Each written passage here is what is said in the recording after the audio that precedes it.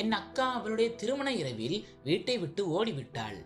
அதனால் அப்பா அவளுடைய வரதட்சணையை மேல் மாடியில் ஒளித்து வைத்து பூட்டு போட்டு, யாராவது அந்த அறையை திறந்தால் என் செத்த முகத்தை பார்ப்பீர்கள் என்றார். உடனே வீட்டில் இருந்த எல்லோரும் பயந்து விட்டார்கள். பல வருடங்களாக நாங்கள் யாரும் அந்த பக்கம் போகவில்லை. ஆனால் ஒரு நாள் இரவில் அப்பா அந்த அறைக்கு பால் கிளாஸை எடுத்து செல்வதை பார்த்தேன். நான் அமைதியாக அவர் பின்னால் சென்று அந்த அறைக்குள் எட்டி பார்த்தேன். அப்போது அறைக்கு உள்ளே நான் கண்ட காட்சியால் என் இதயமே வெடித்து போனது. என் பெயர் ஆன்சி. நான் கோவையில் வசிக்கிறேன். என் வாழ்க்கை மிகவும் விசித்திரமாக இருந்தது. ஏனென்றால் யாரோ ஒருவர் செய்த தவறுக்கான தண்டனையை நான் அனுபவிக்க வேண்டியிருந்தது. நாங்கள் 2 தங்கைகள் மற்றும் பிறகு ஒரு தம்பி. மூத்த சகோதரி மிகவும் அழகாக இருந்தாள். அவள் அப்பாவின் செல்ல பிள்ளை. என் அக்கா மாயா மீது எனக்கு மிகுந்த அன்பு இருந்தது. அதனால் அவளைப் போலவே ஆக விரும்பினேன். அவள் மாவு பிசைந்தால் நானும் அடம்பிடிப்பேன், எனக்கும் மாவு பிசைய வேண்டும் என்று. அவள் சமைத்தால் அப்பா அவளுடைய சமையலை புகழ்ந்தால் நானும் எப்படியாவது சமைக்க வேண்டும் என்று நினைப்பேன். ஆனால் அதுதான் என் மிகப்பெரிய தவறு. அப்பா அடிக்கடி மாயா அக்காவை பார்த்து சொல்வார், நீ ரொம்ப பசி அடக்க வேண்டும், ஏனென்றால் உன் தம்பி தங்கைகள் உன்னை பார்த்து எல்லாம் செய்கிறார்கள் என்றார். அக்கா எந்த தவறும் செய்திருக்க மாட்டாள். ஆனால் காலம் எல்லாமே நம்முடைய மாயை என்று நிரூபித்தது. அக்காவுக்கும் உணர்வுகள் இருந்தன. மனிதனின் இயல்பில் நல்லது கெட்டது இரண்டுமே இருக்கும். நான் முன்பே சொன்னது போல் என் அக்கா மிகவும் அழகாக இருந்தாள். அவளுடைய பட்டப்படிப்பை முடித்தவுடன் அவளுக்கு எல்லா பக்கங்களிலிருந்தும் திருமண பேச்சுகள் வரத் தொடங்கின. அவள் அழகுக்காக உறவினர்களுக்குள் போட்டி இருப்பது போல் இருந்தது. அவளைதான் தங்கள் வீட்டு மருமகள் ஆக்க வேண்டும் என்று. அவர்கள் வீணாக எங்கள் வீட்டிற்கு வந்து போய் கொண்டிருந்தார்கள். ஒரு வீட்டில் என் மகளை கொடுத்தால் மற்றவர்கள் காரணம் இல்லாமல் என்னிடம் கோபிப்பார்கள் என்று அப்பா நினைத்தார். அதனால் அப்பா ஒரு முடிவெடுத்தார். வெகு தூரத்தில் எந்த உறவினர்களும் இல்லாத இடத்தில் என் அக்காவின் திருமணத்தை நடத்த வேண்டும் என்று. அப்போது என் அப்பாவுக்கு அவர் பெரிய தவறு செய்ய போகிறார் என்பது தெரியவில்லை. அக்காவின் வாழ்க்கையின் இவ்வளவு பெரிய முடிவை எடுப்பதற்கு முன் அவளை அருகில் உட்கார வைத்து அவளுடைய மனதை கேட்க முயற்சி செய்திருக்க வேண்டும். உன் எதிர்காலத்தை பற்றி நீயும் ஏதாவது யோசித்திருப்பாய். எனக்கு சொல், மனதில் ஏதாவது இருந்தால், வெட்கமாக இருந்தால் உன் அம்மாவிடம் உன் ரகசியத்தை சொல் என்று ஒரு முறையாவது கேட்டிருக்க வேண்டும். அப்பா இந்த விஷயத்தில் வீட்டின் எந்த உறுப்பினரின் விருப்பத்தையும் சிறிதளவும் அறிய முயற்சிக்கவில்லை. அவர் வெளியிலேயே யாரிடமோ பேசி அக்காவின் திருமணத்தை நிச்சயித்திருந்தார். ஆண்கள் மத்தியில் என் அக்காவின் திருமண பேச்சுவார்த்தை முடிந்தது. ஒரு நாள் அப்பா அம்மாவிடம் வந்து, நான் மாயாவின் திருமணத்தை நிச்சயித்து விட்டேன். அவர்கள் நல்லவர்கள், வசதியானவர்கள், என் மகளை சந்தோஷமாக வைத்திருப்பார்கள் என்றார். அம்மா அமைதியாக இருந்தார். அம்மாவுக்கு மட்டுமல்ல, எங்களுக்கும் இடி விழுந்தது போல் இருந்தது. நாங்கள் 3 சகோதர சகோதரிகள் ஒரு அறையில் உட்கார்ந்து ஒருவரை ஒருவர் கேள்விக்குறியுடன் பார்த்து கொண்டிருந்தோம். இது எப்படி நடந்தது, இது எப்படி நடக்க முடியும் என்று அக்கா முற்றிலும் யோசனையில் ஆழ்ந்து போனாள். மறுநாள் அம்மா நாங்கள் சகோதரிகள் இருந்த அறைக்கு வந்தாள். அம்மா அழத் தொடங்கினாள். மாயா, நன்றாக தயாராக இரு, இன்று மாப்பிள்ளை வீட்டுக்காரர்கள் உன்னை பார்க்க வருகிறார்கள் என்றார். உடனே அக்கா, என் அம்மா அப்பா இப்படி ஒரு முடிவெடுப்பார்கள் என்று நான் கொஞ்சமும் எதிர்பார்க்கவில்லை என்றாள். உடனே அம்மா திடுக்கிட்டாள். மாயாவின் கையை பிடித்து, என் மகளே, உனக்கு வேறு யாரையாவது பிடித்திருக்கிறதா அல்லது யாராவது உனக்கு திருமணம் வாக்குறுதி கொடுத்திருக்கிறாரா என்று சொல். நான் உனக்கு உறுதியளிக்கிறேன், உன் விருப்பம் நன்றாக இருந்தால் நான் உன் திருமணத்தை நீ சந்தோஷமாக இருக்கும் இடத்தில் செய்வேன். அக்கா தலையை அசைத்து, நான் அப்படி எதுவும் செய்யவில்லை என்றாள். ஆனால் என் மனம் இன்னும் விசித்திரமாக இருக்கிறது. இது எனக்கு சந்தோஷத்தை கொண்டு வராது. என் தலை விதியையே அழித்துவிடும் என்று தோன்றுகிறது என்றாள். அக்காவின் பேச்சை கேட்டு அம்மா கதறினாள். அம்மா சொன்னால், இப்படி பேசுவதற்கு முன் உன் தாயின் இதயம் என்ன பாடுபடும் என்று யோசிக்கவில்லையா? அவர்கள் அக்காவை பார்க்க வந்திருந்தார்கள். அவர்களில் ஒரு வயதான பெண்ணும் ஒரு இளம் பெண்ணும் இருந்தார்கள். அவர்கள் தங்கள் அம்மாவுக்கு உடல்நிலை சரியில்லை, அதனால் பாட்டி மற்றும் தங்கை வந்திருக்கிறோம் என்று சொன்னார்கள். அம்மா அக்கா மாயாவை தன்னுடன் அழைத்து சென்றாள். அந்த இளம் பெண் அக்காவை மிகவும் நேசித்தாள். அந்த பெண்ணும் நன்றாக இருந்தாள். அவள் இப்போது என் அக்கா மாயாவை அண்ணி என்று அழைக்க தொடங்கிவிட்டாள். பிறகு போகும்போது அந்த பையனின் பாட்டி அக்கா மாயாவின் கையில் பணம் கொடுத்தாள். உண்மையை சொன்னால் இப்போது அக்கா என் மனதுக்கு மிகுந்த ஆறுதலை கொடுத்தாள். அக்கா வெக்கத்தில் சிவந்து போனாள். அவளுடைய கன்னங்கள் சிவப்பாக இருந்தன. அவள் இந்த திருமணத்தில் எனக்கு எந்த ஆட்சேபனையும் இல்லை என்றாள். பிறகு எங்கள் வீட்டில் சந்தோஷம் பொங்கியது. ஆனால் யாருக்கும் தெரியாது அந்த சந்தோஷம் விரைவில் துக்கமாக மாறும் என்று. எல்லாம் மிகவும் நன்றாக போய்கொண்டிருந்தது. எந்த பிரச்சனையும் இல்லை. அக்காவும் சந்தோஷமாக எல்லாவற்றிலும் கலந்து கொண்டாள். அவள் தன் திருமண உடைகள் அனைத்தையும் பையில் வைத்துக் கொண்டிருந்தாள். அவள் தனக்கு பிடித்த ஷூக்களை தேர்ந்தெடுத்திருந்தாள். அது மட்டுமல்ல, திருமண ஊர்வலத்துக்கு தேவையான பியூட்டி பார்லரையும் அவளை தேர்ந்தெடுத்தாள். எல்லாம் நன்றாக போய்கொண்டிருந்தது. அக்கா தன் மனதில் என்ன சுமந்திருக்கிறாள் என்று யாருக்கும் தெரியவில்லை. வீட்டில் எல்லோரும் மிகவும் சந்தோஷமாக இருந்தார்கள்.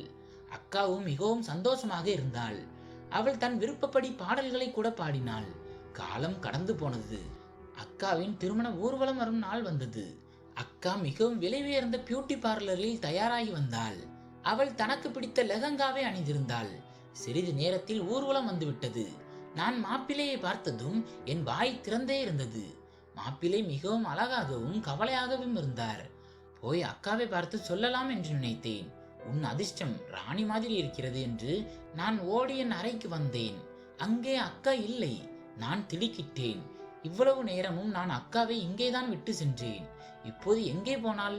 நான் அவளை தேடி அம்மாவின் அறைக்கு போனேன். அதுவும் காலியாக இருந்தது. என் கவலை அதிகமாகிவிட்டது. நான் வேகமாக வெளியே வந்து அம்மாவை தேடத் தொடங்கினேன். அம்மா விருந்தினர்களை உபசரிப்பதில் மும்முரமாக இருந்தார். நான் அம்மாவின் கையை பிடித்து ஒரு ஓரமாக அழைத்து சென்று, அம்மா, மாயா அக்கா எங்கே என்று கேட்டேன். அம்மா அவள் தன் அறையில் இருப்பார் என்றார். நான் சொன்னேன் அவள் அறையில் இல்லை என்று. அம்மா என் கையை உதறிவிட்டு பின்னால் போ, நான் விருந்தினர்களை பார்க்க வேண்டும் என்றார். ஏதோ சரியில்லை என்று அவர் அறியாமல் பேசிக் கொண்டிருந்தார். அப்போது நான் அம்மாவின் கையை பிடித்து உலுக்கினேன். அம்மா, எனக்கு மிகவும் பயமாக இருக்கிறது என்றேன். அம்மாவும் திடுக்கிட்டாள். அம்மா, உன் பயத்தை நான் போக்குகிறேன் என்றார். அம்மா என்னுடன் வந்தார். நாங்கள் அக்காவை ஒரு அறையிலிருந்து இன்னொரு அறைக்கும், இன்னொரு அறையிலிருந்து மூன்றாவது அறைக்கும் தேடினோம். ஆனால் அவள் கிடைக்கவில்லை. அம்மாவின் முகத்தின் நிறம் போய்விட்டது. அப்போது அப்பா அறைக்குள் வந்தார். அவருடைய கண்கள் சிவந்திருந்தன. தன் மகளின் பிரிவு துக்கம் அவருக்கு இருந்திருக்கலாம். அப்போது அவருடைய ஆசை மகள் அவருடைய மரியாதையை நாசமாக்கினாள். அப்பா, மாயா மகளை சீக்கிரம் கூட்டி வாருங்கள், மாலை போடும் நேரமாகிவிட்டது என்றார். அம்மா அழுது கொண்டே, கபில், மாயாவை காணவில்லை என்றார். அப்பா ஆச்சரியத்துடன் அம்மாவை பார்த்தார். மாயாவை காணவில்லை என்றால் என்ன அர்த்தம் என்றார். அம்மா அழுது கொண்டே, நான் வீடு முழுவதும் தேடிவிட்டேன் என்றாள். அம்மா தன் நெஞ்சில் கை வைத்து நின்று அழத் தொடங்கினாள். கபில், இப்போது என் மரியாதை மண்ணோடு மண்ணாகிவிடும். இனி இந்த அவமானத்திலிருந்து என்னை யாரும் காப்பாற்ற முடியாது. நீயே சொல், நான் இப்போது என்ன செய்யட்டும்? மக்களை எப்படி எதிர்கொள்வது? ஊர்வலக்காரர்களிடம் போய் ஊர்வலத்தை திருப்பி அழைத்து செல்ல சொல்வது எப்படி? ஏனென்றால் என் மகள் என் மரியாதையை நாசமாக்கிவிட்டாள். அம்மாவும் அழுது கொண்டிருந்தாள். கபில், நீ போய் படுக்கையில் படுத்துக்கொள். நான் ஏதாவது காரணம் சொல்கிறேன். என் கணவருக்கு உடல்நிலை சரியில்லை. அதனால் இந்த நிலையில் என் மகளை அனுப்ப முடியாது என்று அப்பா சொன்னார். ராணி, உனக்கு இவ்வளவு தைரியம் இருக்கிறதா? அம்மா தன் கண்ணீரை துடைத்துவிட்டு, உன் மரியாதையை காப்பாற்ற நான் எதையும் செய்வேன் என்றார். அப்போது அம்மா எல்லோருக்கும் முன்னால் போய், என் கணவருக்கு மாரடைப்பு வந்துவிட்டது. இந்த நிலையில் நாங்கள் எங்கள் மகளை அனுப்ப முடியாது என்று சொன்னாள். இன்று நீங்கள் ஊர்வலத்தை திரும்ப அழைத்து சென்றால் அது உங்களுக்கு பெரிய தயவாக இருக்கும் என்றார். பிறகு ஒரு நாள் உங்கள் உடைமையை மரியாதையுடன் உங்கள் வீட்டுக்கு அழைத்து செல்லுங்கள் என்றார். எல்லா பக்கங்களிலும் பேச்சுகள் எழுந்தன. அம்மா தன் மகளை அறையில் வைத்து பூட்டிக் கொண்டார் என்று நாங்கள் பதில் சொல்ல முடியாமல் இருந்தோம். அதனால் நாங்கள் எல்லோரும் ஒரே அறையில் துக்கத்தில் உட்கார்ந்திருந்தோம். மாயா அக்காவின் மூலம் இவ்வளவு அவமானத்தை நாங்கள் அனுபவிக்க நேரிடும் என்று நாங்கள் கனவிலும் நினைத்ததில்லை. அம்மா சொன்னால், கபில், இப்படி உன் உடல்நிலை சரியில்லாமல் போனால் உன் மகள் உனக்கு உதவி செய்வாள். அப்போது அப்பா சொன்னார், நீ பேசாதே ராணி, உனக்கு என் மீது இவ்வளவு அக்கறை இருந்திருந்தால் உன் மகளை அடக்கி வைத்திருப்பாய் என்றார். அப்பா இப்படி சொல்லியதும் அம்மா மிகவும் கவலைப்பட்டாள்.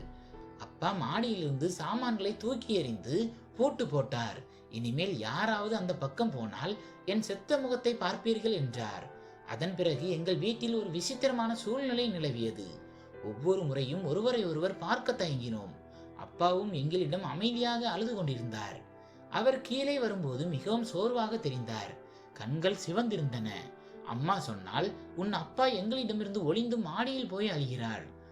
அக்காவின் திருமண கதை முடிந்துவிட்டது என்று நாங்கள் நினைத்தோம். ஆனால் ஒரு மாதத்திற்கு பிறகு எங்களுக்கு மாப்பிள்ளை வீட்டிலிருந்து போன் வந்தது. அர்ஜுனனின் பாட்டி சொன்னால், ஒரு மாதமாக நாங்கள் உங்களிடம் பேசவில்லை.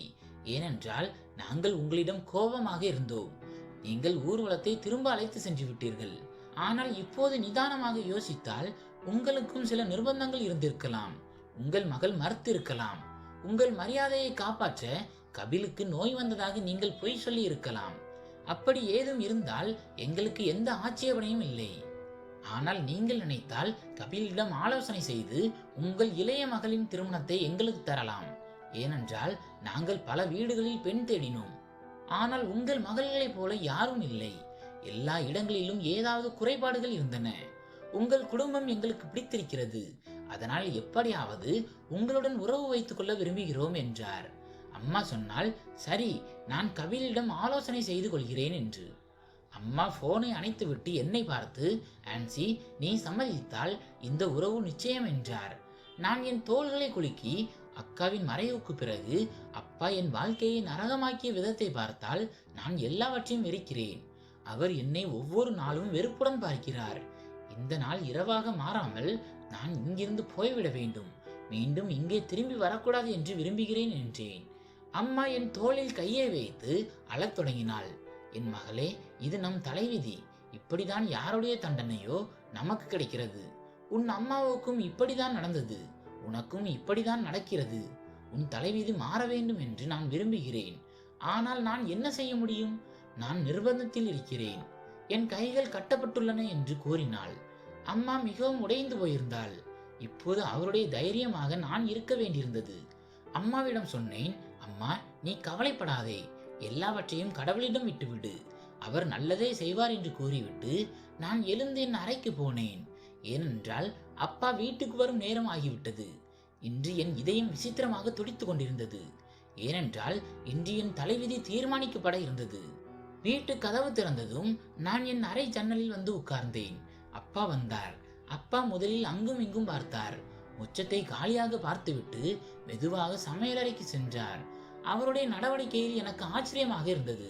பிறகு சிறிது நேரம் கழித்து சமையலறையிலிருந்து திரும்ப வந்தபோது அவர் கையில் பால் கிளாஸ் இருந்தது. முதலில் அங்கும் இங்கும் பார்த்தார். ஏதோ பெரிய புத்திசாலித்தனமாக செய்வது போல் அவர் சமையலறைக்குள் வந்தார். ஒரு கிளாஸ் பால் எடுத்து மெதுவாக மாடிப்படி ஏறத் தொடங்கினார். பிறகு மாடிக்கு சென்றார். நான் அப்படியே அதிர்ச்சியில் உறைந்து போனேன். இப்போது என் கண்களால் பார்த்து கொண்டிருக்கும் எல்லாம் என்ன? இது மிகவும் சாதாரணமான விஷயம். ஆனால் அப்பாவின் ரகசியமான செயல் அதை விசேஷமாக்கியது. அம்மா அப்பா வந்த பிறகு ஏன் அறையை விட்டு வெளியே வரவில்லை என்ற கவலையும் எனக்கு இருந்தது. ஏனென்றால் அவர் அறையிலிருந்து திரும்ப வரும்போது அம்மா எல்லாவற்றையும் விட்டுவிட்டு அப்பாவிடம் வந்து விடுவார். அவருக்கு உணவு மற்றும் சூடான ரொட்டிகளை தயாரித்து கொடுப்பார். நான் மெதுவாக அம்மாவின் அறைக்கு சென்றேன். அவள் தூங்கிக் கொண்டிருப்பது போல் தெரிந்தது. ஆனால் அப்பா அரை மணி நேரம் கழித்து மாடியிலிருந்து இறங்கி வந்தார். அவருடைய நிலை விசித்திரமாக இருந்தது. நான் என் அறை ஜன்னலிலிருந்து எல்லாவற்றையும் பார்த்து கொண்டிருந்தேன். அம்மா அப்பாவிடம் இன்று மாப்பிள்ளை வீட்டிலிருந்து போன் வந்ததாகவும் அவர்கள் இப்போது உங்கள் மூத்த மகளின் திருமணத்தை எங்களுக்கு தர முடியாவிட்டால் உங்களுடைய இளைய மகள் திருமணத்தை எங்களுக்கு தாருங்கள் என்று கூறினார்கள் என்றார். அம்மா இதை சொன்னதும் அப்பா கோபத்தில் உணவை தூக்கி எறிந்து விட்டு கத்தினார். என் மகளின் தலைவிதியில் இன்னும் அவ்வளவு மோசமான நாட்கள் வரவில்லை என்று அவர்களிடம் சொல்லு என்று அவர்களை போன்ற சுயநலவாதிகளுக்கு நான் என் மகளை கொடுக்க மாட்டேன் என்றார். நான் திடுக்கிட்டேன். அம்மாவுக்கு அதிர்ச்சியாக இருந்தது. அம்மா சொன்னால், கபில், உன் பேச்சின் அர்த்தம் என்ன? அவர்கள் நல்லவர்கள் இல்லையா? அப்பா இல்லை என்று தலையை அசைத்து, இனிமேல் அவர்கள் போன் செய்தாலும் எடுக்காதே என்றார். உடனே அம்மா கோபமாக, உங்களுக்கு உங்கள் புத்தியின் மீது ரொம்ப நம்பிக்கை இருந்தது. பெண்கள் புத்திசாலிகள் இல்லை என்று நீங்கள் சொல்வீர்கள். உங்களுக்கு எப்படி இவ்வளவு பெரிய தவறு நேர்ந்தது? இப்போது நீங்கள் மாயாவை இப்படிப்பட்டவர்களிடம் கொடுத்திருப்பீர்களே என்றாள். அவர்கள் மோசமானவர்கள் என்று சொல்லிக்கொண்டே அப்பா கதவை இங்கும் அங்கும் தள்ளி வெளியே போய்விட்டார். அம்மா கதறி அழத் தொடங்கினாள். அவள் சொன்னால், மாயா, நீ என் வாழ்க்கையை நாசமாக்கி விட்டாய். நான் உன்னை எப்படி பார்த்து கொண்டேன் என்று புலம்ப ஆரம்பித்தாள். அப்பா வீட்டில் இருக்கும் வரை நான் என் அறையை விட்டு வெளியே வரமாட்டேன். அம்மா எப்போதும் மாயாவின் துக்கத்தில் மூழ்கி இருப்பார். தம்பி பள்ளியிலிருந்து டியூஷன், பிறகு கிரிக்கெட் விளையாட போவான். அவன் இரவு தாமதமாகத்தான் வீட்டுக்கு வருவான். அவனும் வீட்டின் சூழ்நிலையிலிருந்து தப்பிக்க விரும்புவது போல் இருந்தது. இப்போது நான் அடிக்கடி அப்பாவை மாடியில் பால் எடுத்து செல்வதை பார்த்தேன். அவர் ஏன் பால் கிளாஸை மாடிக்கு எடுத்து செல்கிறார் என்று எனக்கு புரியவில்லை. இப்போது நான் எப்போதும் இதை பற்றி கவலைப்பட்டு கொண்டிருந்தேன். அதனால் எனக்கு தூக்கம் வரவில்லை. நான் நாள் முழுவதும் மாயா அக்காவை நினைத்து கொண்டிருந்தேன். மாயா என்னிடம் நல்ல தோழியாக இருந்தாள். அவள் இப்படி ஒரு தவறான முடிவை எடுத்திருக்க கூடாது. இரவு மிகவும் ஆழமாகிவிட்டது.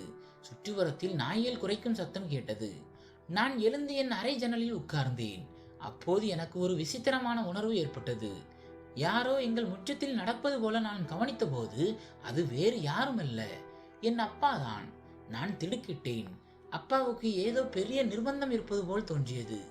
இன்று அவர் மீது எனக்கு மிகவும் பரிதாபம் ஏற்பட்டது. அப்பா அக்காவின் வரதட்சணை சாமான்களை வைத்திருந்த அறை திறந்திருந்தது. அதிலிருந்து வெளிச்சமும் வந்தது. நான் மெதுவாக நகர்ந்தேன். கதவு திறந்திருந்தது.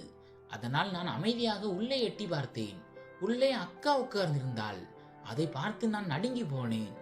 அப்பா அக்காவுக்கு ஊட்டி விட்டு கொண்டிருந்தார். இருவரும் அமைதியாக இருந்தார்கள். ஆனால் அவர்கள் கண்களில் கண்ணீர் வழிந்து கொண்டிருந்தது. இது என்ன நடக்கிறது என்று எனக்கு புரியவில்லை. பிறகு நீண்ட நேரம் கழித்து அப்பா சொன்னார், நீதான் என் மூத்த மகள் இல்லையே என்று. உடனே மாயா அக்கா அப்பாவை பார்த்து கத்தினாள். இதனால் தான் அப்பா எனக்கும் இப்படி செய்கிறாரா? நான் அவருடைய மகள் இல்லையா என்று நான் யோசிக்க ஆரம்பித்தேன். அக்கா சொன்னால், நீங்கள் இந்த அருவருப்பான செயலை ஆன்சியுடன் செய்ய முடியுமா என்று. அப்பா சொன்னார், மாயா, நான் உன்னை மிகவும் நேசிக்கிறேன்.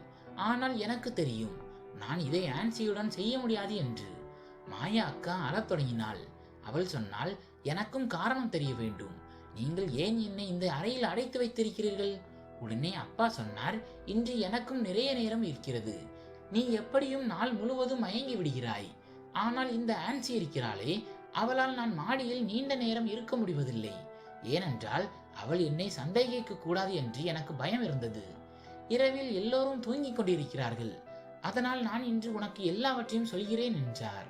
மாயா, எங்கள் வீட்டில் நாங்கள் 2 பேர். நானும் என் மூத்த சகோதரியும். அவள் எனக்கு முழு 7 வயது மூத்தவள். அவளுக்கு தான் முதலில் திருமணம் நடந்தது. அக்காவின் திருமணத்திற்கு பிறகு எங்கள் வீட்டில் மிகுந்த அமைதி நிலவியது. அதனால் என் திருமணத்தை சீக்கிரம் செய்ய முடிவு செய்தார்கள். அவர்கள் எனக்கு ராணியை நிச்சயித்தார்கள். எங்கள் இருவருக்கும் இடி விழுந்தது போல் இருந்தது. ஏனென்றால் அப்போது அக்கா விதவையாக வீட்டுக்கு வந்திருந்தாள்.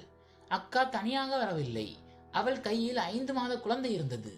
அவளுக்கு தன்னை பற்றியும் கவலை இல்லை, குழந்தையை பற்றியும் கவலை இல்லை. என் அம்மாவும் வயதாகிவிட்டாள். அதனால் அவளாலும் குழந்தையை கவனித்துக் கொள்ள முடியவில்லை. ஆனால் ராணி உன்னை கவனித்துக் கொண்டாள். உன்மீது மிகுந்த அன்பை காட்டினாள். நீ என் மகளா அல்லது மருமகளா என்று நான் மறந்துவிட்டேன். நீ பேசத் தொடங்கியதும் ராணியை அம்மா என்றும் உன் உண்மையான அம்மாவை பாய் என்றும் அழைத்தாய். நிலைமை கொஞ்சம் சீரானதும் உன் அம்மாவுக்கு மாப்பிள்ளை பார்க்க தொடங்கினோம். உன் அம்மா ஒரு பையனின் பெயரை சொன்னாள்.